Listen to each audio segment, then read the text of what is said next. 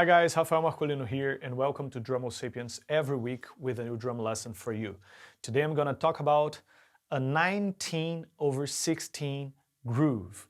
I've already posted lessons on the 5/4 and the 7/8 and I love to talk about odd time signatures. If you didn't watch those lessons, I'm going to put the link here on the description. If you are watching this video on Instagram, those lessons are posted on my Instagram TV as well. So all my lessons are in my Instagram TV, you can search for it.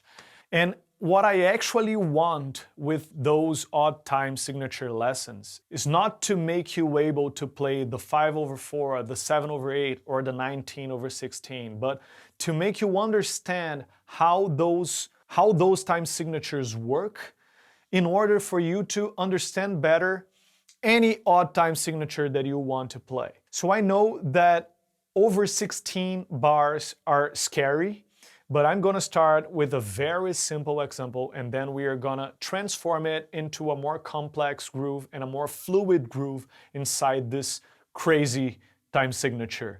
And the first thing that we have to do in order to be able to play in this time signature is to learn how to count it out loud. Because in this time signature, we have 19 16th notes. So depending on the speed that we are going to play, it's really hard to count every 16th note.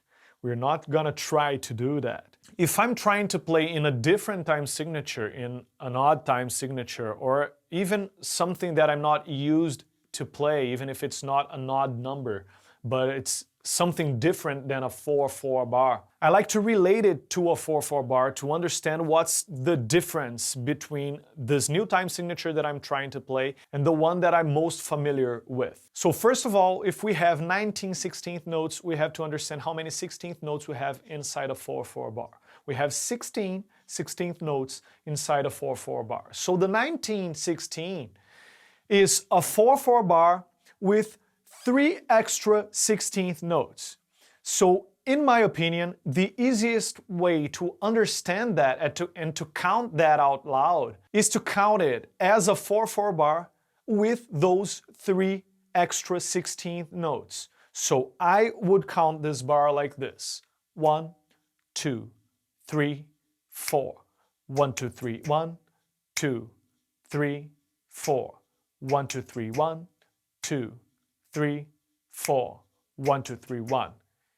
And if you want to get used to this way of counting, and if you want to get used to all those 16th notes that we have inside this time signature, you could play, for example, single strokes. I'm gonna play snapping my fingers.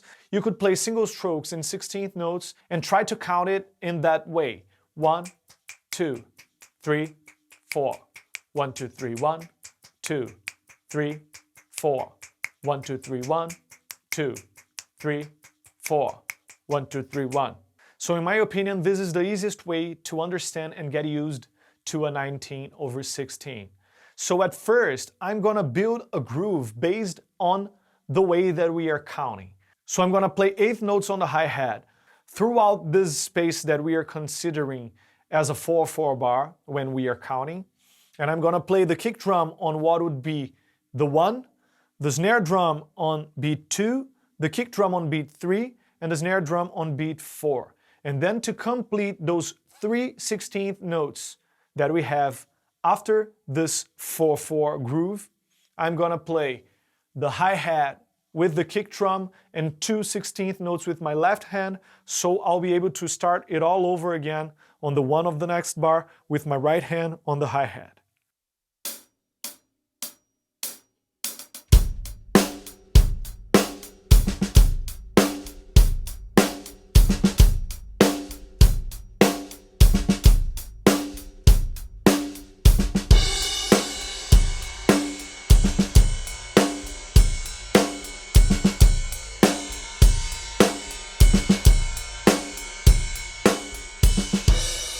I know this doesn't sound groovy, and this is a really simple and bureaucratic way of playing a groove inside this time signature, but if you never tried to play a 19/16, that is a great way to get used to it, to count out loud with it. And our second example is gonna be the same thing, but instead of playing the kick drum together with the hi-hat, I'm gonna play an accented snare drum as it would be another backbeat with my right hand and those two left hand notes on the hi-hat. Check it out.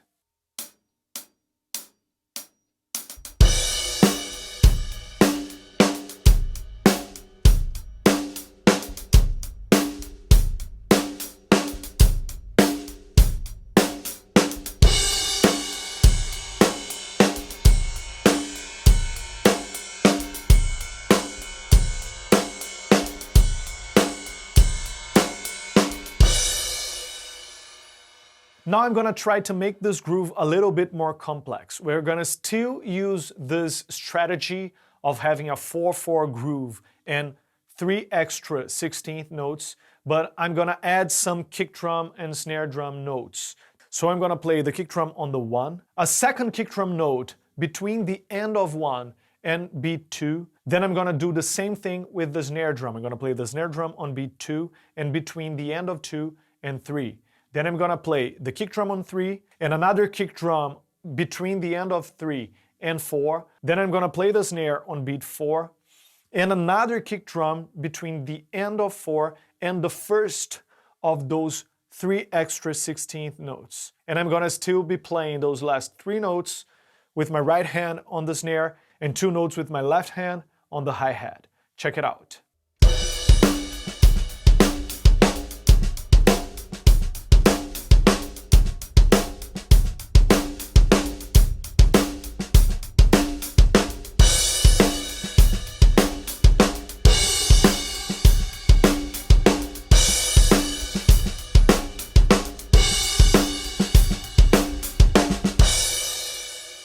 Now we're gonna make 2 really minor changes to this groove that are gonna change everything. Because so far, we really have a 4/4 groove with 3 extra 16th notes. So it's not that fluid when we think of a 19/16. It's still not really musical, not really groovy. We're just putting more notes inside the same idea. But now we're gonna displace the snare drum that we are playing on what would be beat 4 to 1/16th note after. So instead of playing the snare drum together with the hi-hat on what we are counting as beat 4, we're gonna play it on the second 16th note of beat 4. So between 4 and the end of 4. And that's gonna create a really cool effect that this snare drum that we are displacing won't sound anymore like a backbeat. It will sound like a preparation for the backbeat that is the snare that we are playing with our right hand in the end of the groove. And another detail that I'm gonna add is an extra hi-hat note between the 2 and the end of 2. So we're gonna play 2E end on the hi-hat because on the end of the groove, we are already playing 3 hi-hat notes in a row in 16th notes because we play 2 notes with our left hand and then the one of the next bar is played on the hi-hat with our right hand. So to bring this texture, this cool effect that 3 16th notes in a row in the hi-hat creates, I'm gonna also put that on what we are calling beat 2. So it's gonna be 2E end on the hi-hat. But the rest of the groove is gonna stay the same. So it's just 2 really small changes and you're gonna see how it feels so different because of that.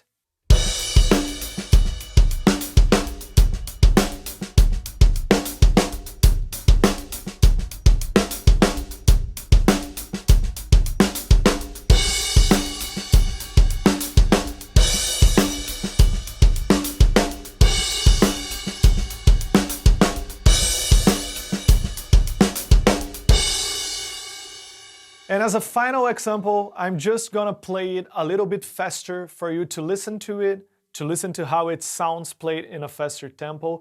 And I'm gonna try to improvise some different things, like, for example, instead of playing those last 2 notes all the time on the hi-hat with my left hand, I'm gonna try to play some ghost notes on the snare as well, just to create a different texture. But it's pretty much the same groove, just in a faster tempo. Check it out.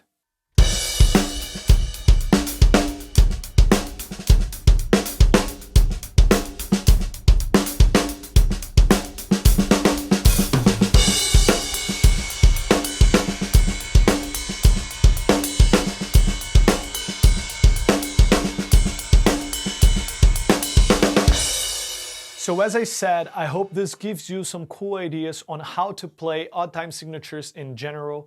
I hope it gives you some cool ideas to create new grooves in a 19/16 time signature. And if you didn't watch my previous lessons on the 5/4 and the 7/8 time signatures, I'm gonna put the links below on the description, or if you are watching on Instagram, you can search for those lessons here on my Instagram TV. And if you want to receive PDF files containing transcriptions of every exercise I show here on the lessons, go to subscribe.drummosapiens.com and subscribe to the mailing list. And you'll receive every week a new lesson link with transcriptions of every exercise. I see you on the next lesson.